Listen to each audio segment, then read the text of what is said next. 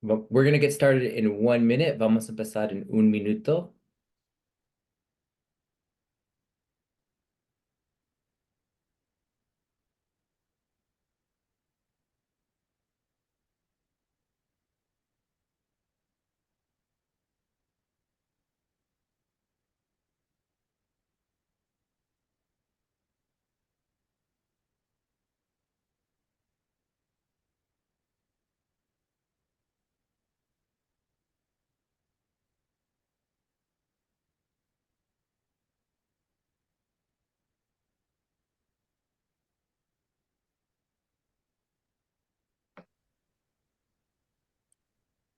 I'm going to kick it over to our interpreters to let everyone know how to access interpretation today.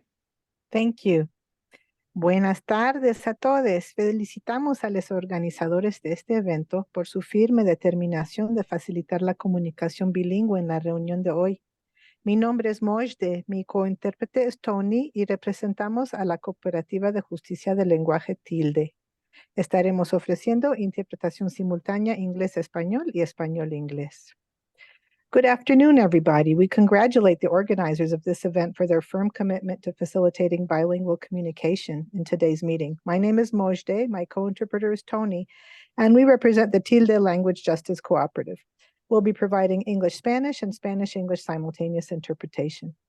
Si usted se unió a la reunión con su teléfono, por favor, asegúrese de entrar con el app de Zoom para poder acceder a la función de interpretación.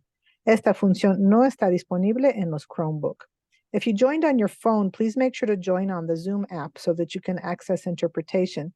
But please note that this function is not available on Chromebook.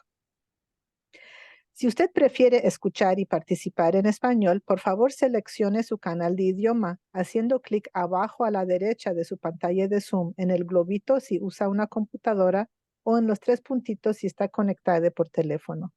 Si no aparecen los 3 puntitos, busque más a la izquierda, deslizando el dedo hacia la izquierda de su pantalla. Seleccione interpretación, luego español y luego picarle en Done o listo. If you prefer to listen and participate in English, please select your language channel. Go to the bottom right-hand corner of your Zoom screen, click on the globe if you're using a computer or the 3 dots if you're connected by phone. If you don't see the 3 dots, please swipe left on the bottom of the screen to see more options. Select interpretation, click English, and click Done at the end. Algunas pautas, a few guidelines.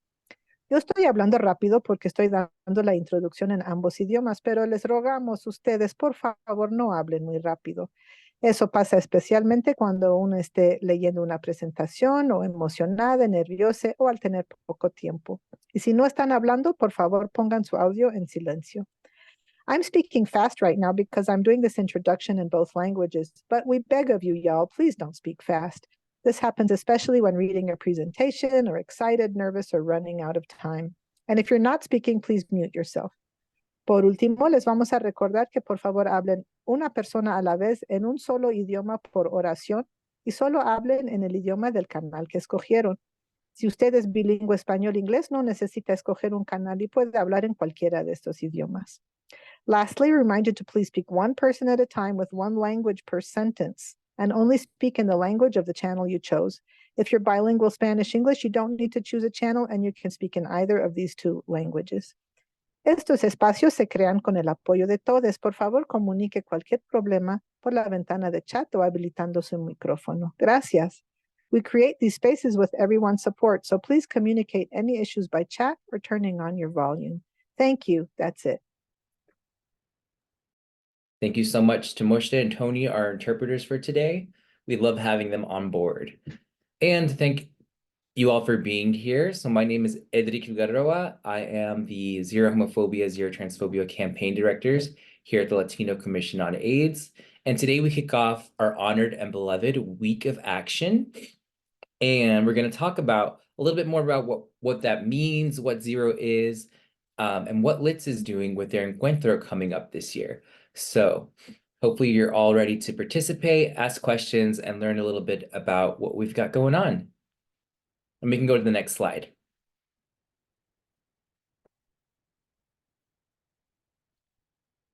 The Zero Homophobia and Zero Transphobia campaigns were launched in 2019 by the Commission, It really started as the commission recognizing that there needed to be a space for Latinos to discuss what homophobia and transphobia do to our community, how they impact Latinos' health, and being an organization that's focused on public health, it didn't make sense for us to do that without also having a program, some dedicated time to really think about how does this issue uniquely impact Latinos living in the United States. And we also have had the pleasure, since I've been in this role for just about 3 years now, to talk with leaders across the Latin American diaspora about how what happens over there also impacts us.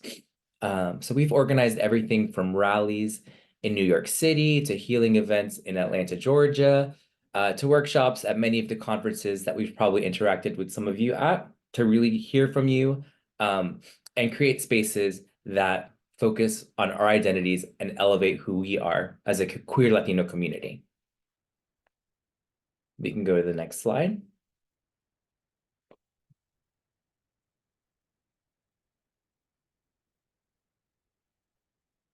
The commission hosts two zero homophobia, zero transphobia, or just zero, as we'll say, as we're trying to move to internally, weeks of actions a year. These weeks of action line up with the International Day Against Homophobia, Transphobia, and Biphobia, which is commemorated annually each year on May 17th. And that corresponds with the anniversary of the signing of the UN Declaration of Human Rights, which is the first time a document on an international level has recognized that the lives, the dignity of queer and trans people are worth respecting, and specifically ask for countries to make it illegal to criminalize our identities. 75 years ago, that document was signed, and we've come a long way as a society, as a world, but there's still lots of work to do, which is why they commemorate it every year on May 17th through the International Day Against Homophobia, Transphobia, and Biphobia, and why the Commission has one of our weeks of actions in May corresponding with that date. This year, the theme for the International Day is No One Left Behind, Equality, Freedom, and Justice for All.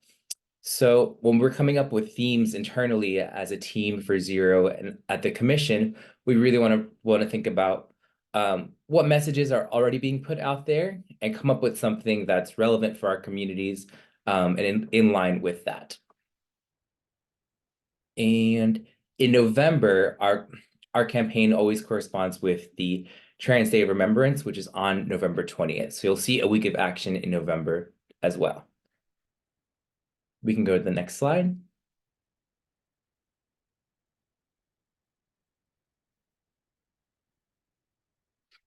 So why is this important? Why is the Commission doing this? Well, we know that there are a lot of LGBTQ folks living in this country. This data comes from the Williams Institute, which, data has a long way to go. There's that number we all probably know is higher, especially as the younger and younger generations become more open-minded, become more exposed to queer identities and queerness in general. But of 2.3 million folks identify as LGBTQ and Latino, there are 62.1 million Latinos in this country, and 2.3 million of them are LGBTQ. So if you can see the little map there, you'll see that we're all over this country. We're in every corner, all four corners of this country. And the majority of us are in the South, which is why I'm so glad the Commission has a Latinos in the South program, because the South often doesn't get seen as a progressive place when in fact it's somewhere where a lot of queer people are building families, despite not having the same progressive legislators that some of our northern or western states have. And for Latinos, we're also uniquely impacted by what happens in the South, what happens in the borders, and it's important to really think about the differences between our lives and the intersections between what it means to be Latino and LGBTQ and Latino. So we can go to the next slide.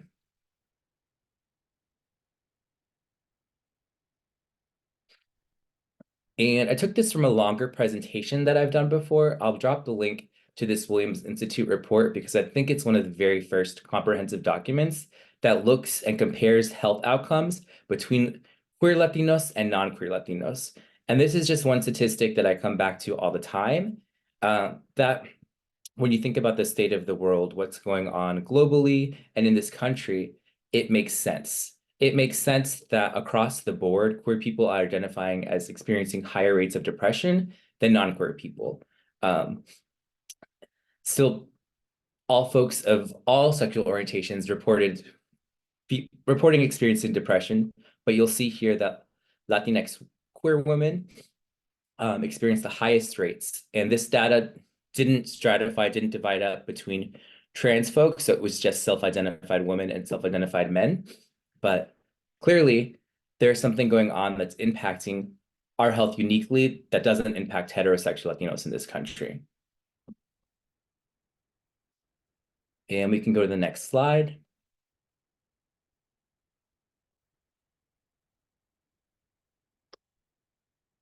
So I posted the link to that Williams Institute report. If folks want to look at it later, they can bookmark that page. It's pretty long.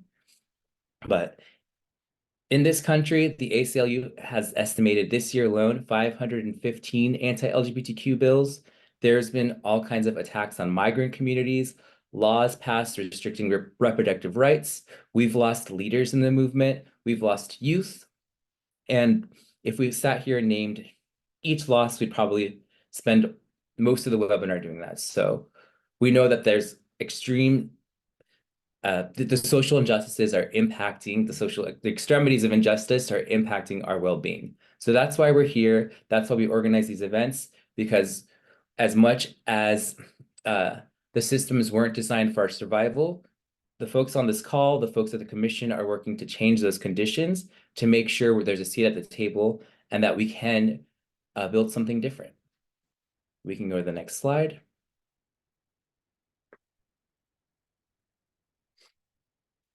Honored and beloved. This theme really came because of, it's been since 2020 profound times of loss in our communities and across the globe.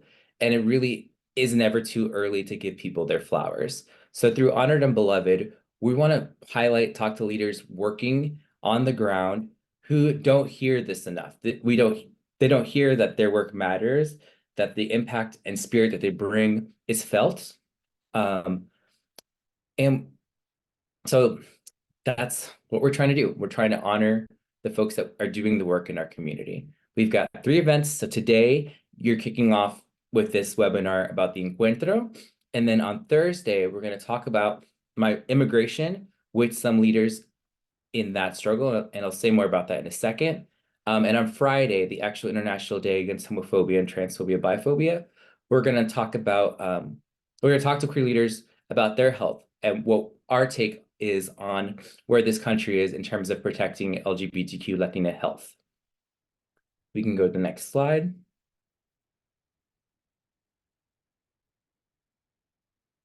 So on Thursday, we actually are really honored that we have folks from Alianza Americas, from Familia Trans Queer Liberation Movement, and from GLAR joining us to talk about the work that they're doing with immigration. So we're going to have a statewide perspective and some national level as well as international level perspectives on what's happening with immigration as far as LGBTQ Latino folks go, and what people can do to get involved in that struggle. It's an election year. There's a lot at stake. Immigration is going to be a hot topic there.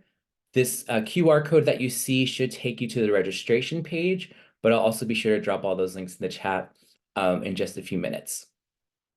You definitely don't want to miss this event. It's going to be a good one. We can go to the next slide.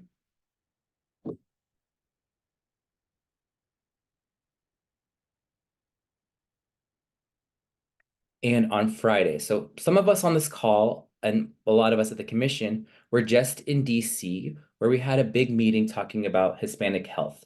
We want to come up with a Hispanic health agenda that gives our top health priority points for this country that we can give to elected officials or folks running for office and say, can you get behind this plan? Can you endorse these messages? Because we need to know that the leaders have our back. And while that's great, we know that queer people are often left out or a second thought when those larger documents are created, especially when they have to be high level and directed at policy officials. So for this event, we brought together some queer leaders that attended that event in DC. And we're gonna really talk about the lessons, the key takeaways, and what we would want to include in a health agenda. So we'll be joined by Trans Power and Diversity, by NMAC, and by a few other folks. So definitely scan the QR code, register for that one. And for all of these events, we want to hear from you too. So bring your perspective. Talk about what's going on in your state when it comes to immigration or when it comes to health for queer people, for queer Latino people. And we can go to the next slide. And we wouldn't be a campaign if we didn't ask you to get involved. So for this year's campaign, we would love to hear who is honored and beloved in your community. Who's taking care of the queer folks, who's giving them food, housing, healthcare, HIV testing, all those great things that sustain our community. Give them their flowers. I don't think we ever should need an excuse to give the folks doing the hard work their flowers, but if you need one, here it is. We even have a template you can download on our website if you want to use our Instagram template and put their little photo in the middle of this. Just be sure to use our hashtags here, zero homophobia, zero transphobia, honored and beloved. And then I think they pronounce it Idahobit for the International Day. I'm not sure how else you would pronounce that acronym, but that's their hashtag for the International Day Against Homophobia. So we'd love for you to get involved. This is just my little plug at the beginning of this Encuentro webinar. I'm going to hand it over to the folks on the LITS team to keep us going and talk about Encuentro.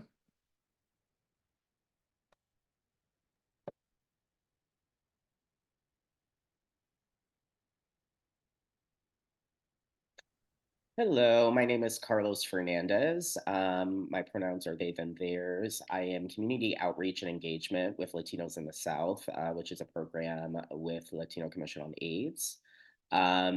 I wanted to first welcome everybody. Thank you so much for coming. We really appreciate your presence and being here. And we're really excited to talk about Encuentro 2024.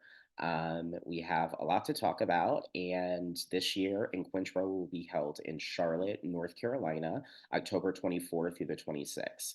But before we get into a little bit more details of this year's Encuentro, I wanted to talk about last year's Encuentro so that we can kind of understand and give a little bit of context as to what is involved in Encuentro and how Encuentro came about. So with this first slide, what is Encuentro? Encuentro is a 3-day convening of the LGBTQ Latinx Southerners and allies to improve the healthcare capacity and build bridges between emerging multiracial and multilingual Southern Latinx communities. Our convening features panel presentations, workshops, and keynote speakers that will focus on wellness in the Latinx community as part of our linguistic, sexual, and financial health. Next slide, please. Our beginnings. So this is a little bit of how Encuentro was born, which is very exciting to talk about. The Encuentro was born from our 2019 Southern Latinx LGBTQ plus regional assessment, where we hosted focus groups, conducted interviews, and surveyed LGBTQ plus Latinx community members and allies from the Deep South. Overwhelmingly, participants spoke about the isolation and invisibility of the Latinx LGBTQ plus individuals, which continues to be exacerbated by the anti-immigrant political climate, homophobia, transphobia, and the lack of safe and inclusive spaces to gather. One note that I really wanted to bring up is that Encuentro, even though it is a conference, we try to make sure to constantly use the term and the word convening because we want to make sure that people understand that this is not just some sort of conference that we may be used to going to where there's thousands upon thousands of people, which we always enjoy. But in Encuentro, we try to focus on making sure that it's a really community-based event where we have about 120 to 150 people so that we're able to focus on everyone's needs, specifically when it comes to community, and where people can really make a connection with each other. That can sometimes be hard when the event is a little bit larger. So we try to leave this almost like a family affair every single year.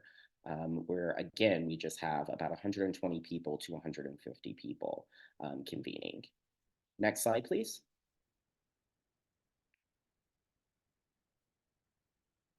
So Encuentro 2023. Encuentro 2023 was super exciting. It was held in San Antonio, Texas.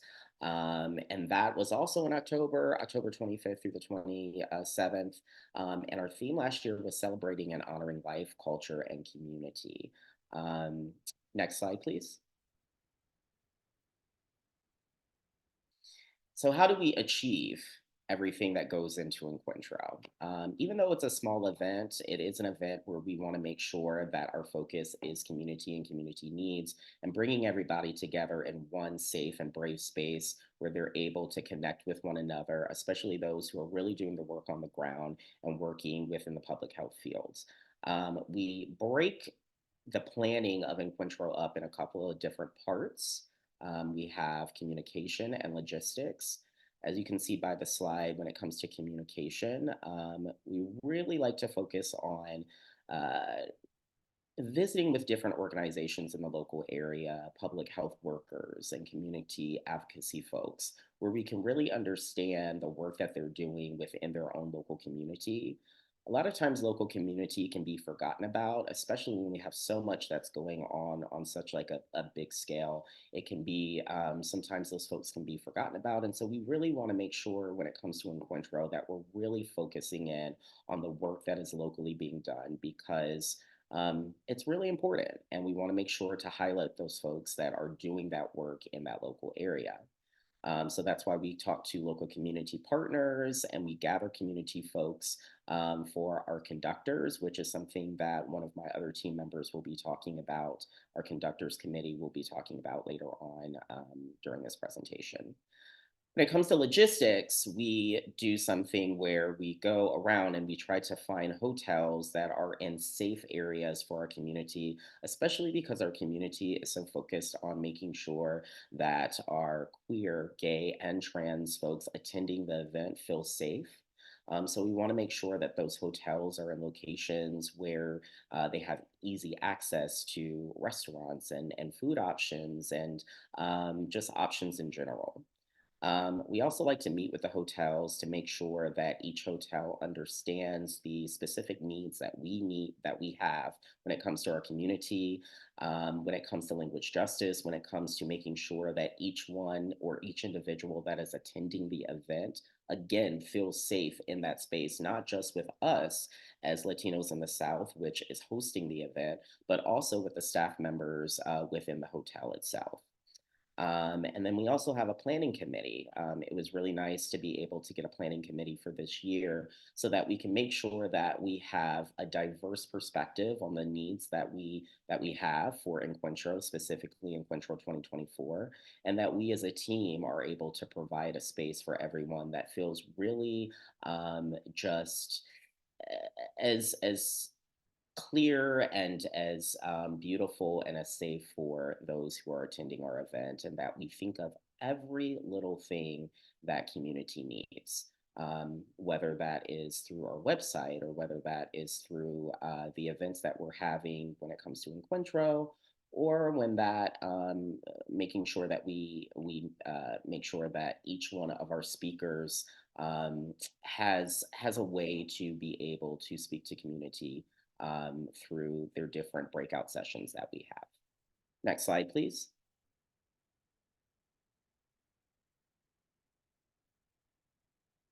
So let the event begin. So as you can see, we have some pictures from last year's Encuentro.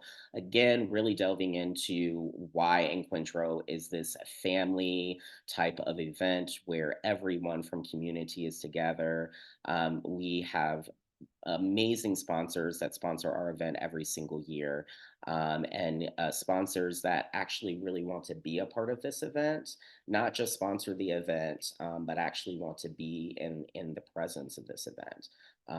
You can see that we have one of our main sessions here where we have panels.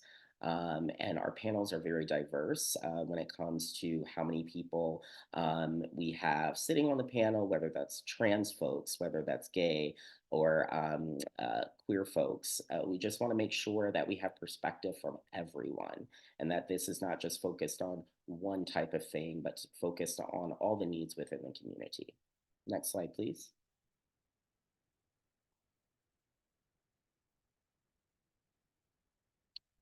So, did someone say lip sync karaoke? Well, because this is, again, I can't keep saying this, but because this, again, is a family event for us, we like to make sure that we have those moments within Encuentro where everyone can kind of kick back and have a good time, but also be able to see each other in a different way.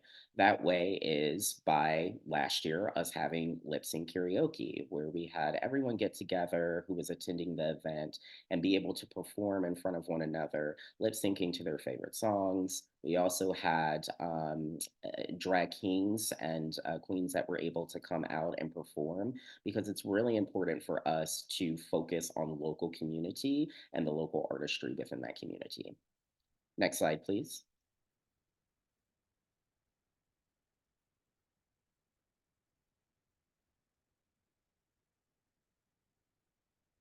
So this is a really important part that I wanted to share with everybody, which is Encuentro attendee data.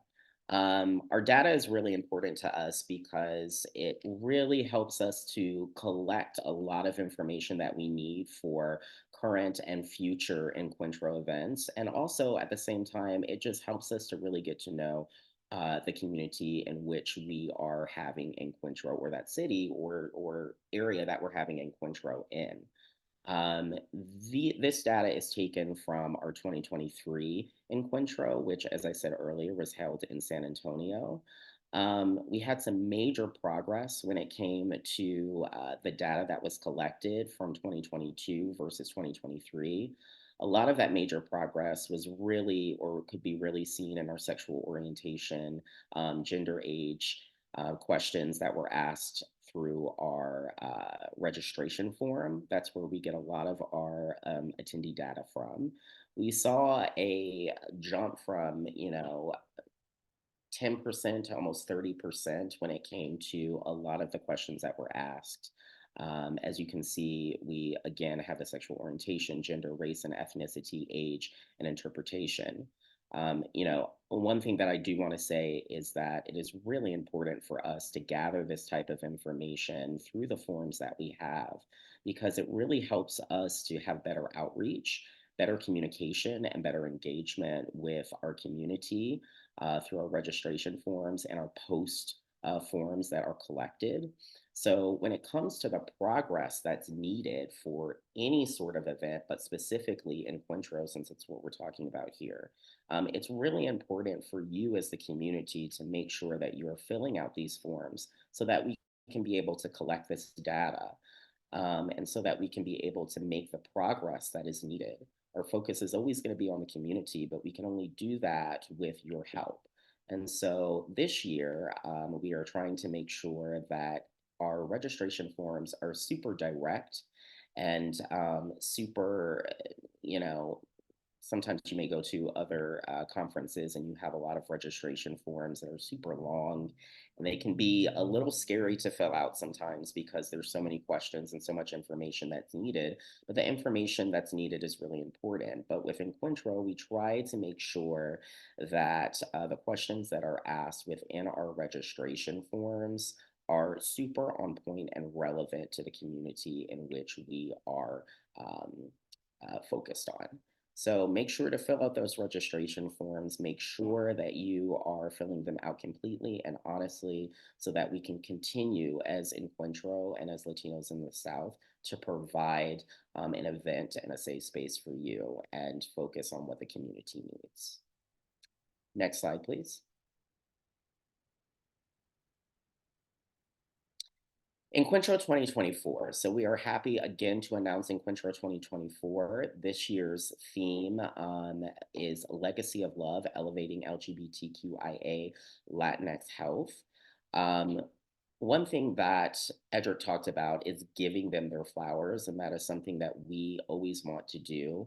That term, giving them their flowers, has been co-opted by so many different groups and so many different folks within community and outside of community. And so we just want to make sure to refocus that on those who really deserve those flowers, which are the people that are working on the ground. We want to make sure to highlight the kings and the queens of our community who are really out here and engaging with community and doing outreach in community and making sure to provide access to programs and et cetera, et cetera. Next slide, please. This year, Encuentro will be held at the Sheraton Hotel in Charlotte, North Carolina. Again, going back to making sure that we have that safe space for our community, we made sure that this hotel was not just a hotel that was a beautiful hotel for us to host in, but also was close enough for those who are attending Encuentro to be able to access and was within walking distance from hotel or not from hotels, but from restaurants and other needs that they may have, restaurants, grocery stores, et cetera, et cetera. So these are just some pictures of where Encuentro is being held. It's a beautiful hotel, it's a large hotel, and we're super excited to be in the beautiful Queen City of Charlotte. Next slide.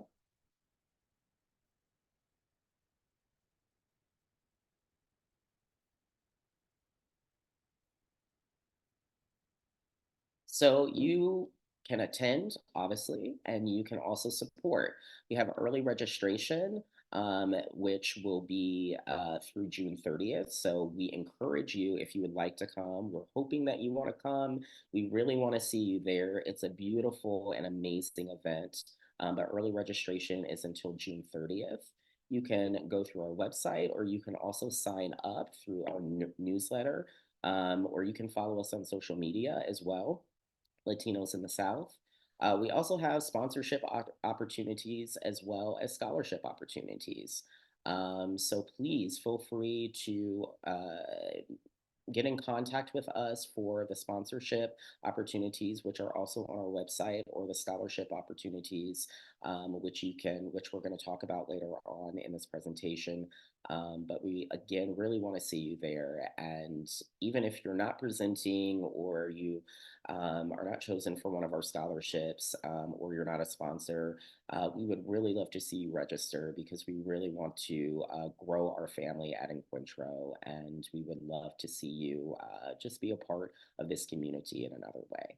So thank you so much for letting me present this to you, and again, I hope to see you there. I'll go ahead and hand it over, by the way, to my teammates, and they will go ahead and talk about scholarship applications. Thank you so much, Carlos. Good afternoon, y'all. My name is Jesse Claudio. I use he, him pronouns, and I am the Community Building Manager at the Latino Commission on AIDS. And so I am very pleased to do a very quick run through on our Encuentro Scholarship application. As Carlos mentioned, we do our best to make our applications as simple and accessible as possible. And one of those ways is by making sure that our questions are, simple, direct, straight to the point. And so before I show you guys the application, I want to uh, go through some important takeaways that you will be seeing in the application. I want to start off with informing you guys that there is a special priority will be given to people of color living with HIV in the South. You must be the one filling out your own application. That's not to say that you can't have someone help you. Again, we try our best to make our applications as easy and simple as possible, but sometimes we understand that you might need some assistance, which is fine, but please assure that you are the one who is filling out the form and submitting it and not having someone else do it for you. It's important to note that if you are selected as a scholarship recipient, you will be asked to volunteer during the conference, and we will give more information about that. Next slide, please. Some other important takeaways that I want you guys to really pay attention as you're filling out the scholarship application is that if you are granted the scholarship, we will make 3 attempts to contact you. If you do not respond after those 3 attempts, you will no longer qualify to be a recipient of that scholarship. And the way that we do our communication is that we will send you an email. We will call you. If you do not answer, we leave voicemails. But it's your responsibility that if anything happens to where you need to change that information, it is your responsibility to communicate that to us. Otherwise, we will just take it as you did not respond to us. And then the last thing is the 250 words or less. This is a very, very important part of our application. I personally cannot stress on how important this is. This is oftentimes what makes and break someone receiving that scholarship. Please take your time to be thoughtful and mindful and express your interest on why you would like to attend this very unique and special space. This again is something that we take the time to really read, and again, it's oftentimes a huge determining factor on whether someone gets their scholarship or not.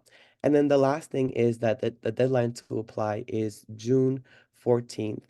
Now, I'm going to go ahead and share my screen and do a quick run through of how our application looks like so you guys can have a general idea. All right. So as you can see from our application, when you open the link, it gives you a background, general information on the scholarship, the deadline, what's it about, how it works. Then we have our basic information, so name, last name, email, phone number. Then we have a couple of demographic questions. So what part of the South are you from? How do you identify? What best describes your sexual orientation? There's a section where you will be asked to put your address information. Then as you continue to fill out the application, we have a question that asks about one's HIV status. I do want to note that this is confidential and will not be shared outside of the review team. So we do take that very seriously. And then what type of support do you need? So whether it's flight, hotel, mileage, again, as my colleague mentioned, this year's Encuentro is going to be in Charlotte, uh, North Carolina. So that means that some of you might want to drive instead of fly. So we can also provide support in that capacity.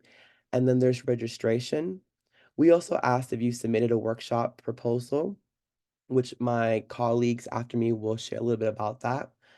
And then we also want to know if you will be representing an organization. So the unique thing about Encuentro is that we have a very diverse group. We have individuals that come as individuals, right? They don't pertain to a specific organization, but then we have a good handful of community partners that represent so many incredible organizations that are doing amazing groundwork throughout the South.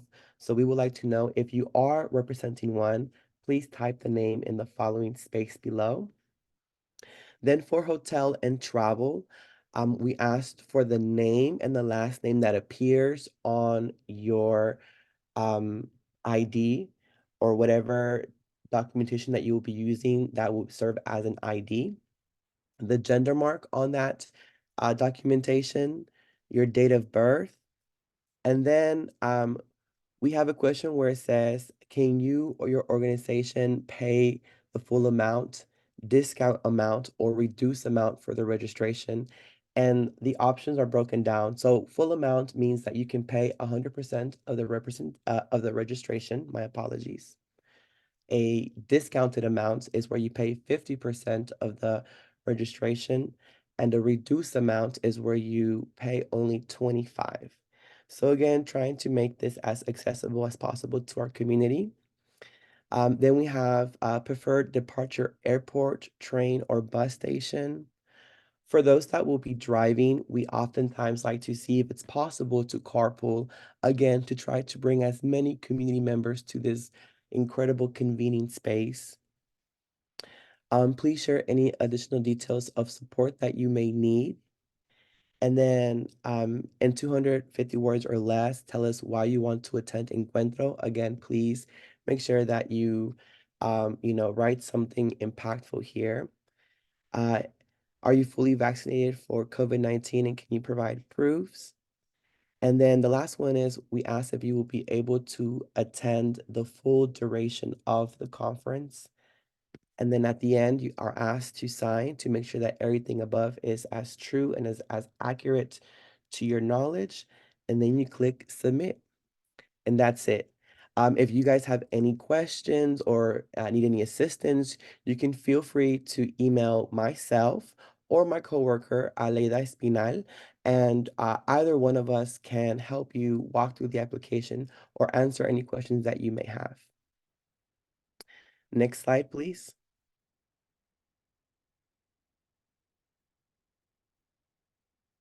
All right, so we have our conductor's application. So as again, Carlos was mentioning earlier, we really try to get the voice uh, and the opinions of communities. And so having the role of a conductor is a great opportunity for you to not only bring your voice and your opinion, but as well as your community.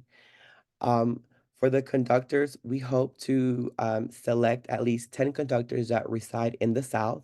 And for us, the South or the southern or the states that we consider the South are Alabama, Florida, Louisiana, Mississippi, North Carolina, South Carolina, Tennessee, Georgia, and Texas. Please read the responsibilities of a conductor and the ideal conductors before applying.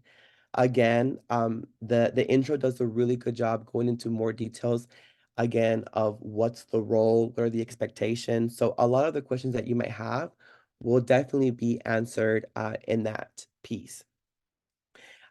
We also have a section that talks a little bit about the benefits of a conductor, and those are in exchange for your valuable insight and representation to making sure that we have a inclusive but also intersectional space for our community. We'll cover essentially your flight, your hotel, and your registration. And the deadline for that is May 31st. So it is right around the corner. I'm going to do another very quick run through of how that application looks like. Mm,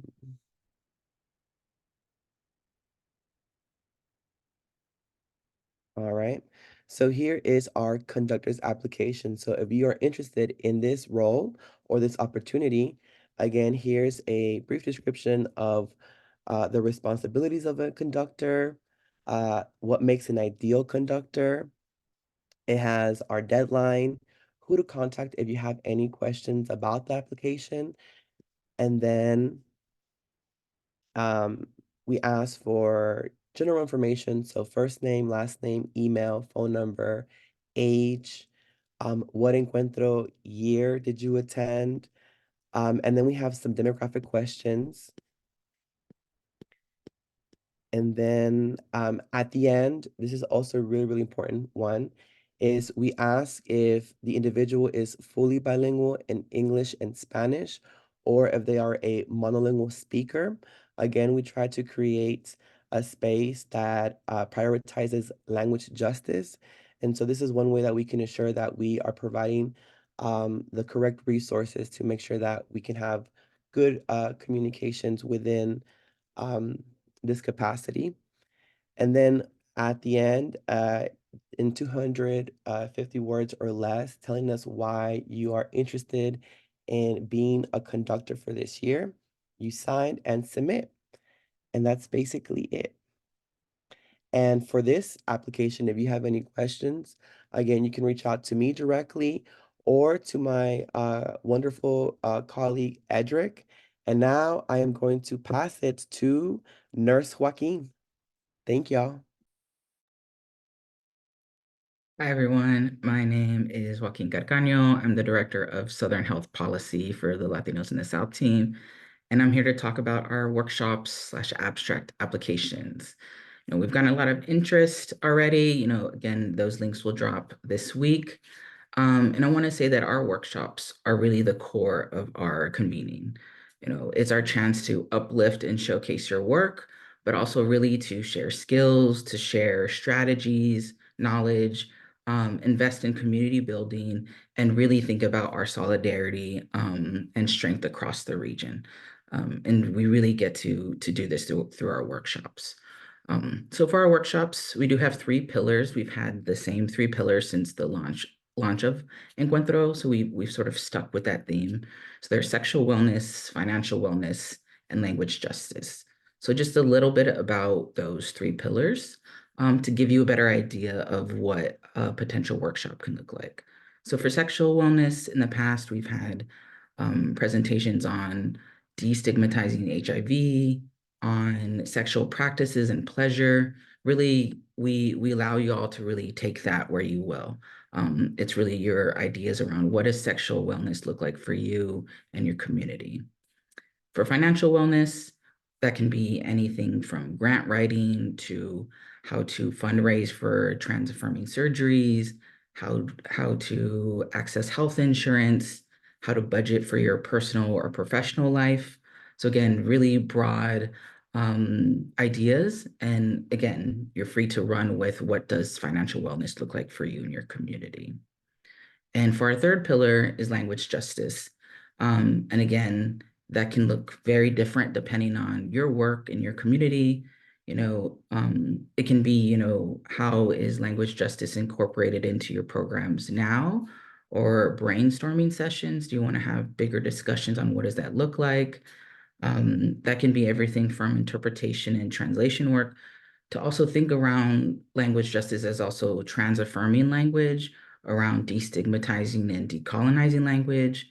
Language justice also applies to advocacy. How are you building up communities that can go and do public speaking, can go talk about advocacy and at the legislature. So language justice, again, is very broad, has a big umbrella.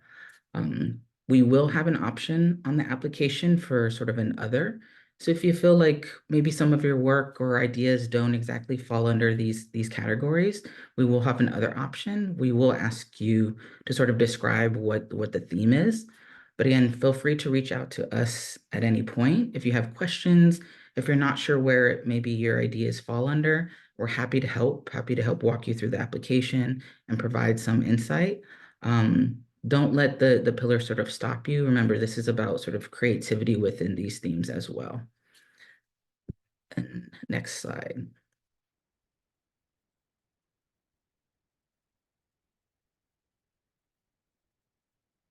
So just a few important points when you're submitting your application. We are looking for interactive presentations.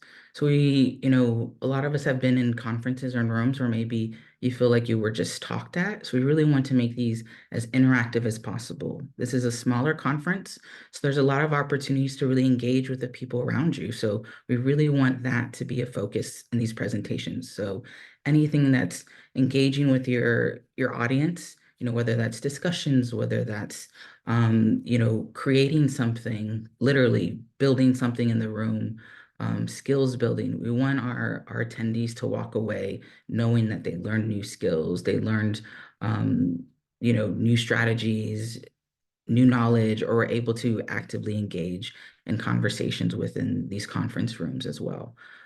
So really, try to incorporate that into your work. What would you enjoy doing if you were listening to a presentation? So really run with that. And again, we're happy to help think of some ideas to help frame some of that to make it more interactive. These presentations can be in English or Spanish. So again, we welcome anybody who wants to present. We also encourage anybody who has never presented before to present. This is an opportunity to feel supported by a community, to really, embrace the opportunity to showcase your work. So if you've never presented before, again, don't let that stop you. This is, I think, a really great opportunity to embrace that chance. We will only be able to provide conference support in terms of hotel, travel, accommodations to one presenter. Again, we do have scholarship applications, so if there's more than one presenter, someone can fill out, or both can fill out a scholarship applications, and someone can fill out the presentation workshop. Applications will be due in about a month. We'll be available for support throughout that time. And again, be creative, be engaging. This is about the work in the South, and really we want you to run with it. Be excited to share your work, and have other people engage in your work as well. And I will pass it on back to Jesse.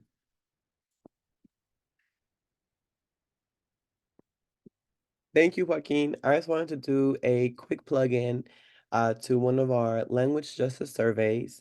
So if you are a bilingual frontline staff or community member working as an interpreter and or translator in the HIV field, such as a caseworker slash manager, a PrEP and PEP navigator, an HIV tester, community outreach educator, or medical provider, we want to hear from you.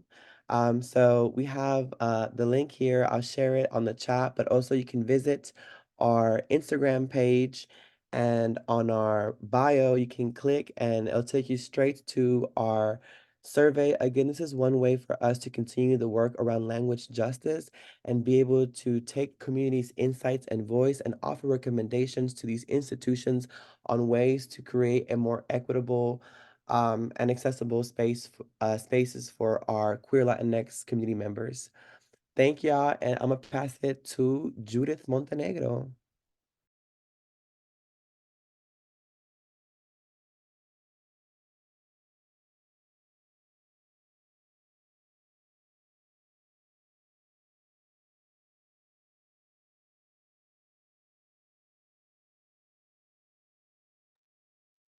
Buenas tardes. Bueno, ya mis compañeros Good repasaron afternoon. Okay, my colleagues shared the information about the campaign of zero transphobia, zero homophobia. We hope that you will join these efforts to raise up the importance of eliminating transphobia and homophobia in our communities, and to highlight the members of our community to take care of ourselves and to take care of each other. Also, I wanted to mention some other things.